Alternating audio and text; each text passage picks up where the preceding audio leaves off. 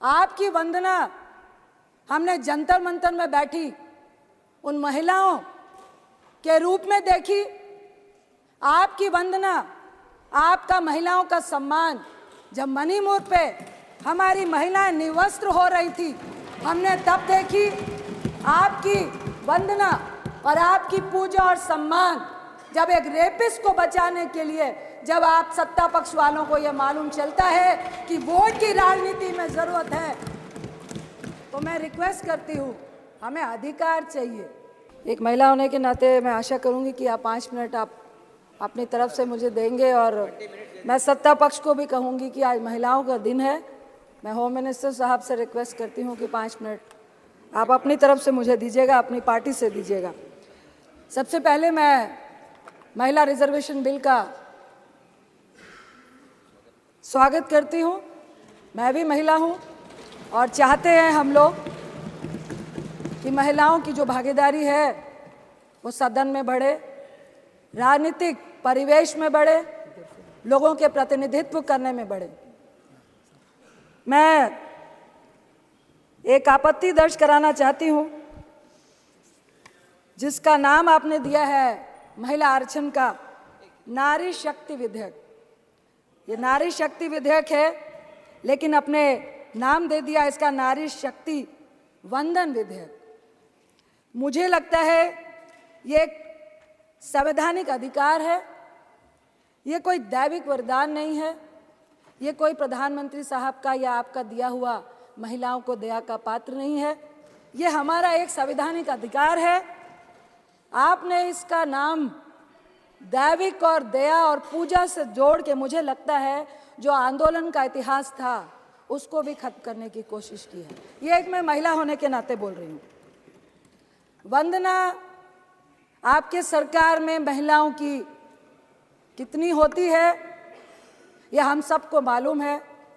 वंदना हम महिलाओं की, सत्ता पक्ष हो या विपक्ष में हो, जितनी भी पुरुष मानसिकता है, महिलाओं की वंदना इतिहास गवाह है कि जब जब आपको शक्ति की जरूरत होती है, जब जब आपको सत्ता पाने की जरूरत होती है, जब जब आप विजय की आशा रखते हैं, तब आप एक महिला को देवी बनाकर उसकी पूजा करने लगते हैं, वंदना करने लगते हैं।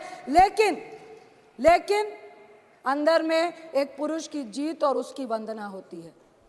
आपकी वंदना हमने जंतर मंतर में बैठी उन महिलाओं के रूप में देखी। आपकी वंदना, आपका महिलाओं का सम्मान जब मणिपुर पे हमारी महिलाएं निवस्त्र हो रही थी, हमने तब देखी। आपकी वंदना और आपकी पूजा और सम्मान जब एक रेपिस्ट को बचाने के लिए, जब आप सत्ता पक्ष वालों को यह मालूम चलता है कि वोट की राजनीति में जरूरत है, तो मैं रिक्वेस्ट करती हूँ, हमें अधिकार चाहिए। दया का पात्र ना महिला कभी थी ना होगी। ये हमारी करुणा है, हमारी ममता है कि हम आपको, अपने आप को आपके सामने दया का पात्र बनने देते हैं, क्योंकि हमारे में इतनी करुणा है। हम आज इस नए सदन में बैठे हुए हैं, मैं प्रशंसा करती हूँ, बहुत अच्छा है, लविश है। लेकिन एक बात जरूर कहूँगी, जो पुराना सदन है वो घड़े का पानी है और ये जो नया है रेफ्रिजरेटर का पानी है। और घड़े के पानी की जो महक होती है ना, वो जिंदगी सालों सालों तक हम भूल नहीं पाते हैं। बस इतना फ़र्क है, ये आपको भी सोचना पड़ेगा कि आखिर ये फ़र्क इस पुराने बिल्डिंग और नए बिल्डिंग में क्यों है। मैं ज़रूर बोलूँगी कि आप महिलाओं के अधिकार की बात कर रहे हैं। मेघवाल साहब को मैं लोकसभा में कल सुन रही थी टीवी में बैठकर, आप बड़ी बड़ी वंदना और नारी शक्ति की बात कर रहे थे, लेकिन आपकी नारी शक्ति के लिए इतनी बड़ी प्रेरणा है सभापति जी कि जब इस नई बिल्डिंग का उद्घाटन हुआ तो हमारी महिला राष्ट्रपति आदरणीय मुर्मू जी को उद्घाटन तक में नहीं बुलाया गया। यह है आपकी नारी वंदना। 13 साल से हमारा आरक्षण, हमारा अधिकार, हमारा सम्मान से हम वंचित हैं। लेकिन मुझे आपके इस बिल में षड्यंत्र नजर आता है। 13 साल से राज्यसभा में हम लोगों ने पारित किया था और आज आप इसको लेकर आए हैं, अरे प्लीज सुनिए ना।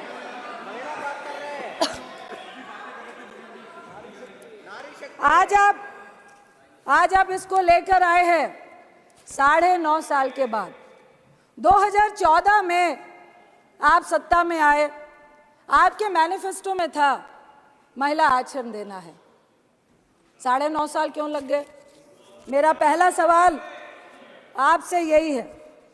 दूसरा सवाल, महिला आरक्षण के लिए आपको स्पेशल सत्र बुलाने की जरूरत क्यों पड़ गई? प्रचार करना था। जो लाइमलाइट लेने की आदत आपको हमेशा से रही है, इसमें भी महिलाओं को भी आपने यूज किया है। तीसरा सवाल, आपने कहा जातीय जनगणना और परिसीमन का पेच जो आपने लगाया है, क्यों लगाया? मैं आपसे पूछती हूं, आपने इसका जवाब दे रहे थे कल कि अगर हम ये नहीं कहते तो आप पीआई लेकर सुप्रीम कोर्ट जाते। अरे आप तो वो लोग हैं जिन्होंने नोटबंदी लगाने से पहले किसी से चर्चा भी नहीं की और 155 लोग लाइनों में मार दिए, तो अभी ऐसी कौन सी बाधा है? आप वो लोग हैं जो किसान का काला कानून लाने से पहले किसी से नहीं पूछा, 750 किसान शहीद हो गए, लेकिन वो आपकी बाधा नहीं बनी। 1 साल तक लगातार वो सड़कों में बैठे रहे। मैं आपसे सवाल करती हूं कि फिर महिलाओं के रिजर्वेशन के अधिकार में ये परिसीमन की, ये जनगणना की, सीट के रोटेशन की जो आपने बाधा लगाई है, क्या ये चुनावी एजेंडा है 2024 का, जिस पे आपको सिर्फ और सिर्फ झुंझुना दिखाना है? मैं आपसे आपकी नियत और अपने कांग्रेस की नियत के बारे में सफाई देना चाहती हूँ, उदाहरण देना चाहती हूँ। आप महिमा मंडल कर रहे हैं कि आप महिला रिजर्वेशन बिल लेकर आए, लेकिन मैं आपको उदाहरण देती हूँ कि 9 मार्च 2010 में जब यूपीए 2 राज्यसभा में जब ये बिल पारित हुआ था, यानी सत्ता में आने के 1 साल के बाद, यानी कि हमारी मंशा आने वाले लोकसभा में इसका प्रचार करना नहीं था। 10, 11, 12, 13, 14 में चुनाव था। हम सिर्फ और सिर्फ महिला को सशक्तिकरण करना चाहते थे। राजीव ने कहा था, मैं उनके एक इंटरव्यू के एक संक्षिप्त शब्दों को याद करना चाहती हूं कि महिलाओं के मामले में जो हिंदुस्तानी पुरुष है वो डबल स्टैंडर्ड का है। एक तरफ तो वो ऊंचे सिंहासन में महिला को बैठाता है, लेकिन दूसरी तरफ जब उसको सम्मान और समानता का अधिकार देने की बारी आती है, तब वो अपना पल्ला खींच लेता है, जैसा कि आपने हमारी राष्ट्रपति जी के साथ किया, वो भी ट्राइबल।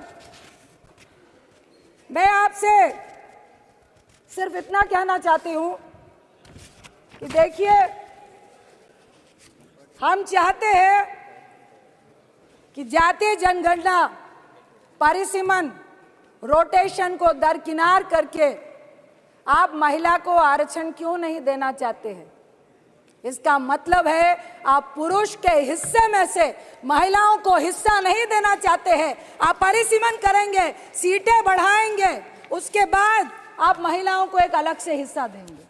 आखिर क्यों नहीं आज के हिस्से में आप महिलाओं को हिस्सा देना चाहते हैं? मैं आपसे इतना ही कहूंगी कि हमारा जो महिलाओं को मजबूत करने का जो महिला का बिल था, वो यूपीए 2 में जो राज्यसभा में पास हुआ, हम चाहते हैं कि ये जो आपने नारी शक्ति का वंदन विधेयक का नाम दिया है, इसको समानता का अधिकार दे, हमें वंदना और पूजा नहीं करें।